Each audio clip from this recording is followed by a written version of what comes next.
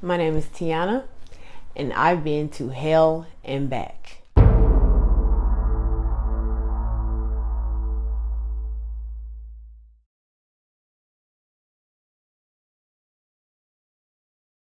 I used to go downstairs with my cousin. We'd be drinking like crazy down there. His wife would go to work. At that time, his girlfriend, and we would be snorting cocaine, and I just thought I was too cool, and we was hanging out, and I'm still like, I just got out of high school, like, but I'm still thinking like I'm just too cool. So that's how like that all that started. But with the heroin, it went so much further, because then I'm like, we didn't have money. You get sick when you don't have heroin. You have this stomach jones, your body feel uncomfortable. You just want to come out of your body. Your bones hurt. Everything is just unbearable if you don't have that fix. So I never shot, but I snorted it. And, we used the Visine bottle. And so I started prostituting. He was like, you can go out there and make some money so we can get it. And I'm like, okay, yeah, let's do that. And so that's how I started prostituting. I met other girls that were out there, and they were my age. I say about 18, 19. So, and I just thought I was so cool. I mean, I just thought I was like, oh yeah, I'm doing this. I'm out here doing this, and I'm making money, and and everything. And things started getting a little bit more serious when I had a guy pull over. And they always say, don't get in the car with black guys. But we was desperate for money because we wanted to get a fix. So I got in the car with a black guy. And we pull over. And then he pulls out a gun.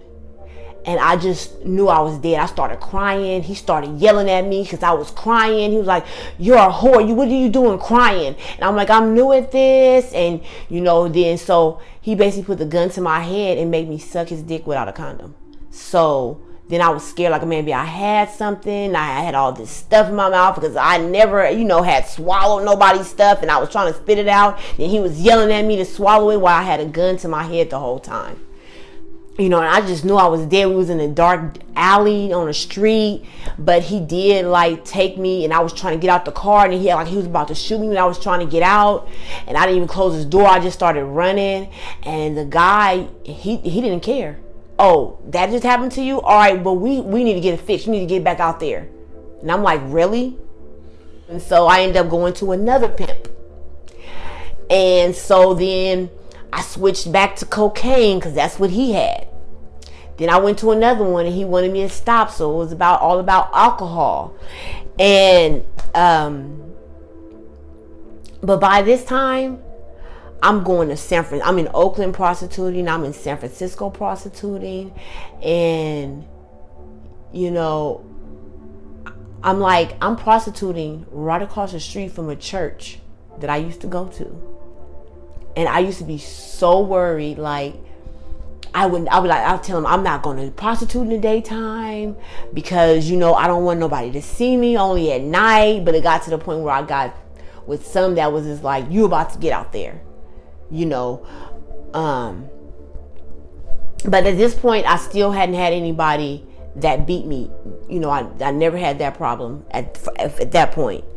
But I was already so far gone. It's crazy how far gone you can get in such a little bit of time in that life of prostituting, because you get harder every time you deal with a trick, a John, or whatever you want to call them. Every time you have to get in that car with them and do whatever you're doing with them, it's like you put up another wall. You're not thinking about nobody but getting high. Whatever your drug is your best friend. The beginning of me hitting rock bottom is when I was introduced to crack.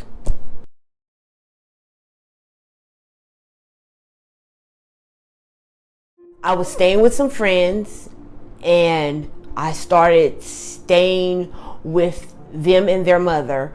A friend of mine, her husband got killed. They ran into the house. They were selling heroin. They ran into the house and they killed him in front of his kids, and she jumped out the window.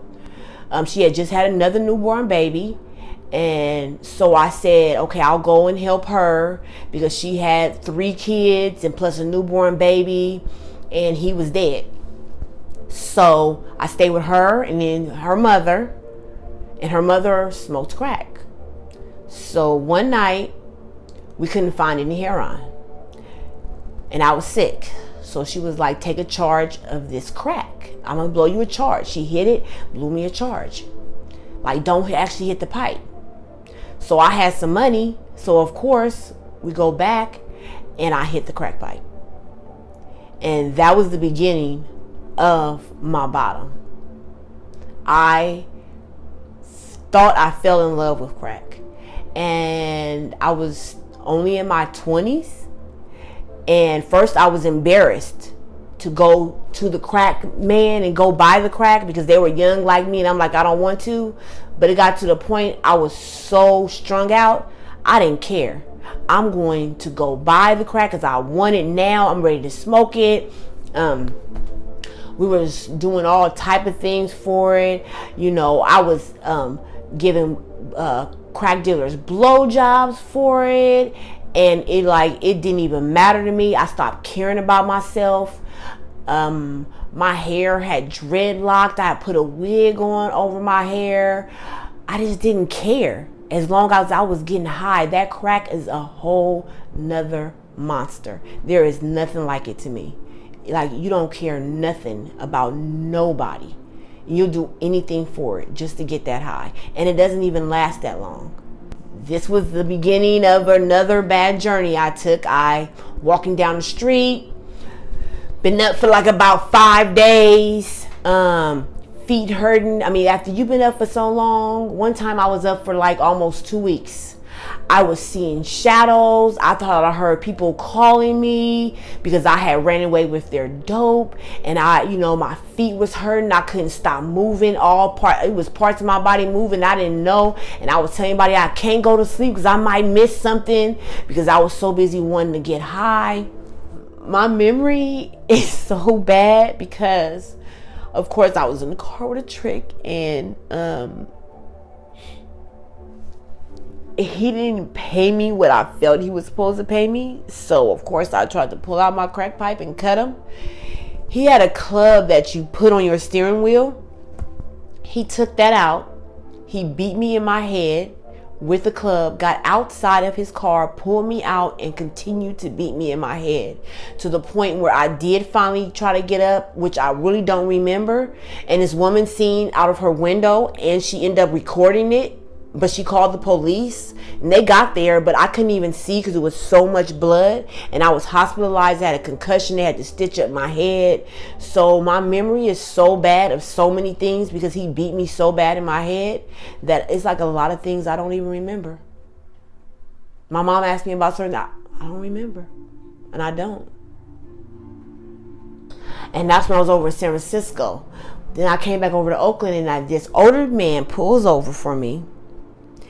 And he had his little boy in the back, and I was like, wow, he's so cute. So I go with him, and I ended up passing out at his house because I had been up for so many days. But when I woke up, everything was still okay, and I end up staying with him for 7 years, and he also smoked crack. And throughout the 7 years with him, I lost about 6 teeth that he punched out, fractured my ribs, bust open my lip, bust my nose, and through all that I still stayed with him. And he would beat me, and because he got a lot of money because he's a Vietnam vet and 100%. So he would get like over, when I first got with him, he would get like $4,000 a month, which was like crack heaven for me. But then when the money was gone, I would go out there and prostitute at the same time too. But I already knew at the beginning of every month, this was a guaranteed money. And mind you, it's a little baby boy in the house too, that we're smoking crack with in this house, and this baby is in the other room. So I still have a guilty conscience about that to this day. But yeah, he beat me, and then I got so stupid. I'd be like, just don't touch my face because I have to go out and make some money. Like, who does that? A crackhead does that. That's who. I never went to a program that all those years I was into drugs. I loved getting high. Like, everything I went through, it was okay. Because once I got high, I was good. So, if somebody that does any drug, you can never make them get sober. It has to be when they're ready. And that's the only way it's going to work. You know, so yeah, I lied to myself plenty of times. Oh, I'm done with this. But the only time you're ever always when you're done is when you don't have any more. That's when you're done. You're like, oh, I'm going to stop this. But best believe, as soon as you get that money in your hand or you on your way to go get some money, like for me, a trick called me on the phone. Oh, stop what? Who? Oh, you forget all about that. You about to go get this money and you want to hurry up and get them off so you can go ahead and get you some more drugs.